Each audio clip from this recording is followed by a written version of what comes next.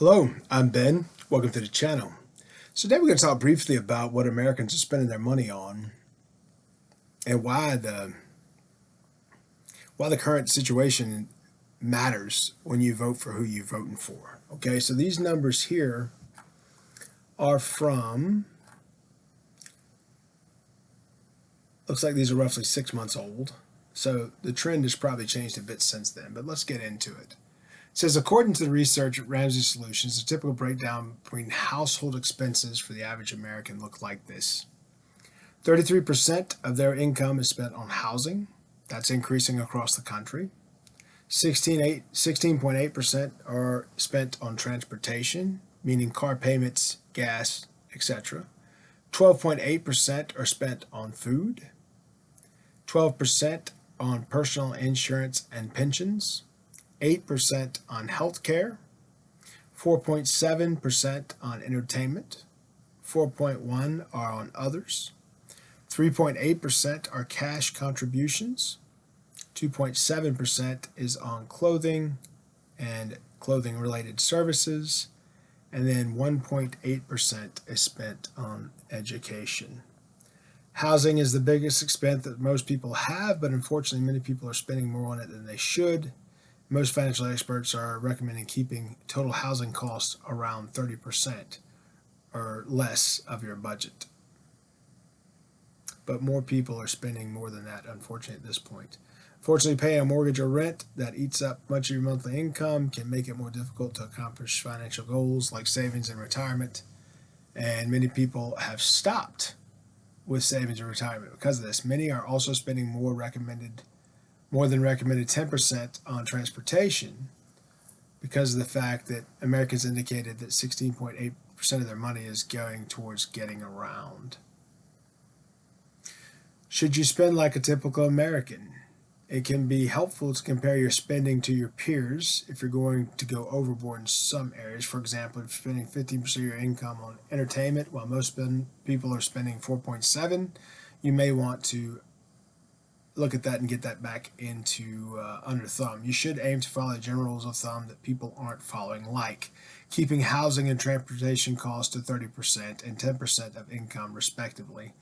And that's important because otherwise these fixed expenses can eat up too much of your money, limiting your ability to plan for the future or handle emergencies as they arrive. It's important that you make a conscious choice about your money. That's the biggest thing that I think people miss. If you don't have a budget, you need to create one. A budget means you don't legitimize how much you spend each month, that you actually limit your spending based on what you have coming in, or you actually limit your spending based on what you have coming in. And then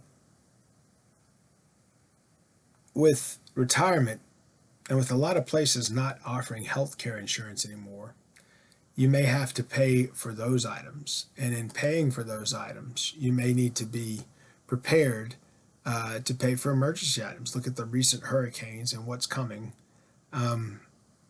Towards Florida right now is another hurricane. You want to have that well in thumb and have something to fall back on should that happen. Or have assets of value that you can sell to sustain you during those periods of time too. So this is just a brief video of a snapshot of what's going on in America right now and how people are treating their money. My suggestion is you put 30% of your income away every single month. You tithe 10% of your money every single month. That's 40%. That leaves 60.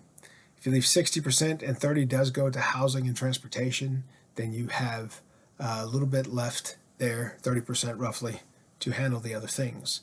So budgeting is extremely important. You need to write down everything you have going out each month. You need to see what those trends are and make sure those things are staying pretty well in line with each other each month.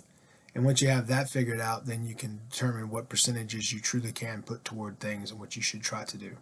And if you do that, the longer you sustain that, and the longer you sustain putting money away to savings, the richer you'll be. The richer you are, the more peace you have, and the more opportunity you have to have power over your time. True freedom is having enough money where you do what your time with you want, with who you want, for however long you want, at whatever time you want, basically. So the freedom that money can bring is in giving you your time. So be forceful about coming up with savings that can prepare you for that future of freedom, but also allow yourself to have some savings so if you have an emergency, you can fall back on that.